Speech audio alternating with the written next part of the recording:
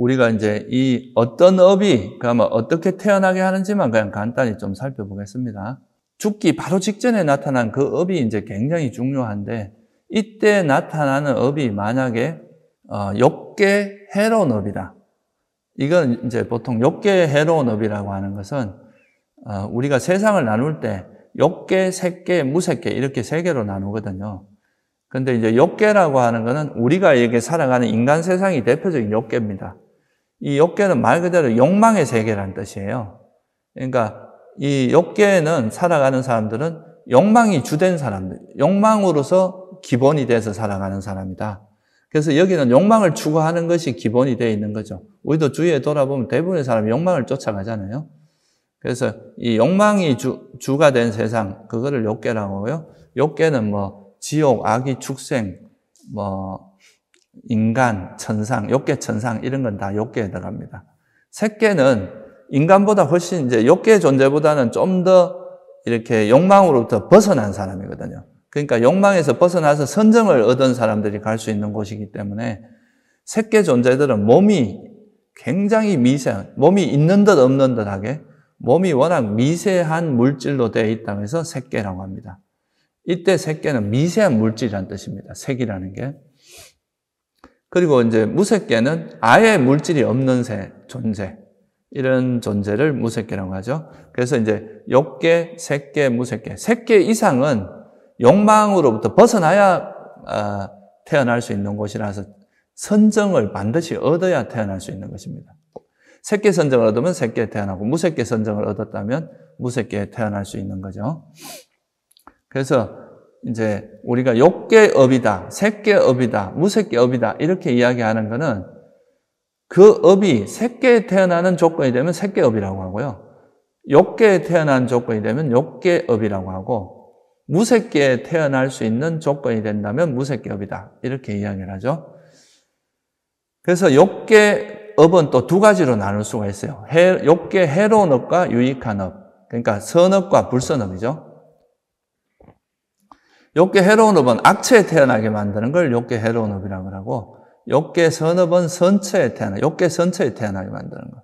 색계 선업은, 색계는 무조건 선업입니다. 왜냐하면 색계업이라고 하는 건 선정에 들었을 때의 의도거든요. 색계 선정에 들었을 때.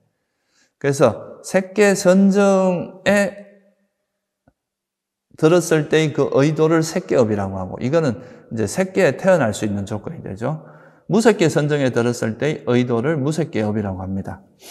그래서 이렇게 이제 크게 나누면 세 가지, 조금 더 세분화하면은 욕계를 두 가지로 나누면 선업, 불선업, 욕계, 선업, 욕계, 불선업으로 나누면 네 가지 정도로 나눌 수 있는데요. 첫째, 욕계, 만약에 죽기 전에 내가 욕계 해로운 업이 나타났다. 예를 들어서 죽기 전에 내가 옛날에 남을 이렇게 살생을 한 적이 있어요. 사람을 죽인 적이 있어요. 그러면 죽음 직전에 그 사람을 죽일 때 그때의 업이 탁 드러나는 거죠. 그럼 이건 이제 살생업이 되겠죠. 이런 것은 이런 업이 드러났으면 이거는 지옥, 악의, 축생 세 가지 중에 하나에 태어난다. 이건 이제 욕계 악체에 태어난다는 거죠. 뭐 아수라를 넣기도 하는데 보통 초기 경전에 보면 한 5가지로 6도 윤회가 아니라 5도 윤회로 보통 설명하는 게 더 많습니다. 그러니까 아수라는 악에 포함된다고 생각하시면 돼요. 그래서 이제 우리가 죽기 전에 살생업이 드러나거나 자기가 도둑질할 때의 그 의도가 드러나거나 또는 삿된 음행, 그러니까 뭐 예를 들면 바람을 폈다거나 이런 삿된 음행의 업이 드러나거나, 그 다음에 뭐 우리가 천수경에서 말하는 거 있죠. 살생, 투도, 사음, 그러니까 이게 세 가지가 드러나거나 뭐 거짓말하거나 거짓말하거나 그다음에 이간질하는 말을 하거나 쓸데없는 말을 하거나 요 입으로 짓는 네 가지 업. 그다음에 탐욕이나 성냄이나 사견, 이건 마음으로 짓는 세 가지 업이죠. 이런 업이 만약에 죽기 전에 나타났으면 이거는 죽기 전에만 이런 업이 나타났다. 그러면 그건 지옥 아니면 축생 아니면 악에 태어나게 된다. 이런 게 이제 첫 번째고요. 두 번째, 죽기 전에 만약에 욕계 선업이 나타났다. 이거는 살생을 하지 않고 오히려 자비심을 베풀고 또 도둑질을 하지 않고 내가 정당하게 이렇게 뭔가 번 거. 그러니까 앞에서 말한 십불선업을 행하지 않는 게 바로 십선업이거든요. 그러니까 이런 십선업을 지은 사람들은 욕계선처, 그러니까 인간으로 태어나거나 욕계천상, 6가지 천상 중에 한 곳에 태어나게 된다.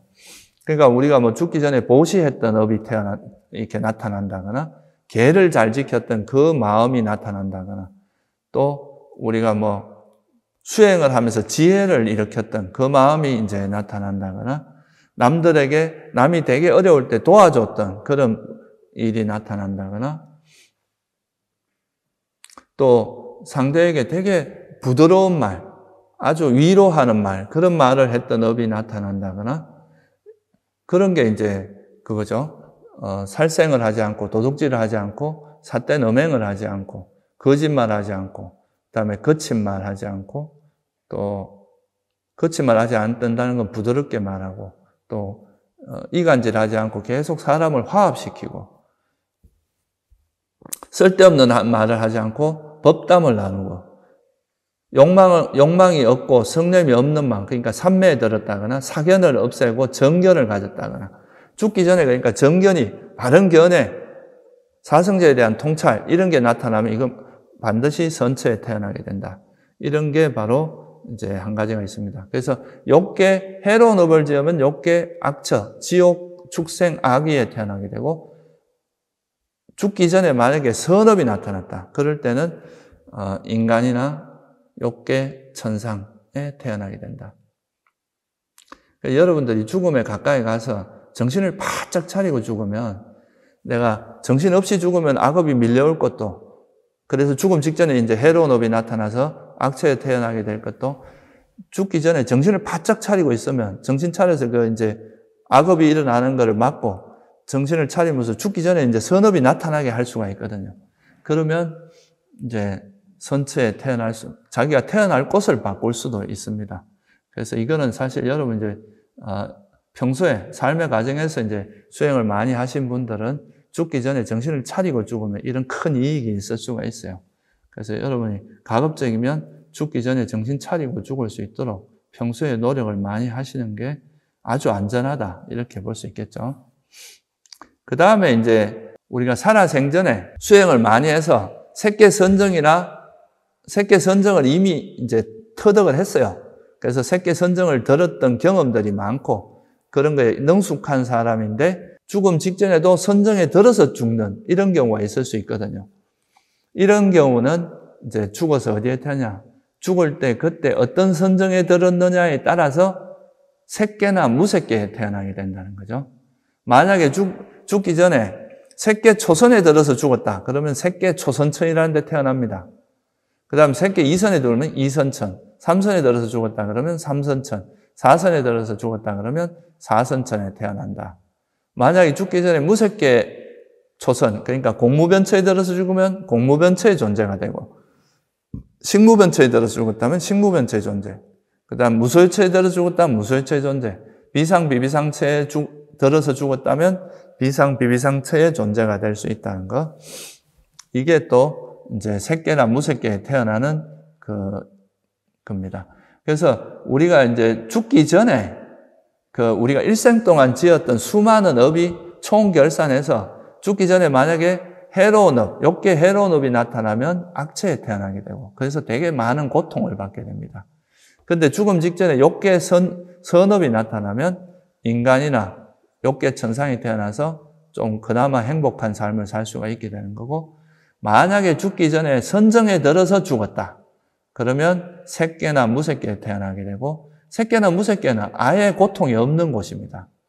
몸도 되게 미세한 물질로 되어 있거나 아예 몸이 없는 존재니까 이런 존재들은 몸으로 오는 고통이 아예 없습니다. 그러니까 이제 몸으로 오는 고통도 없고, 또 새끼나 무새끼는 정신적으로 화가 없는 세상이기 때문에 정신적 고통도 없어요.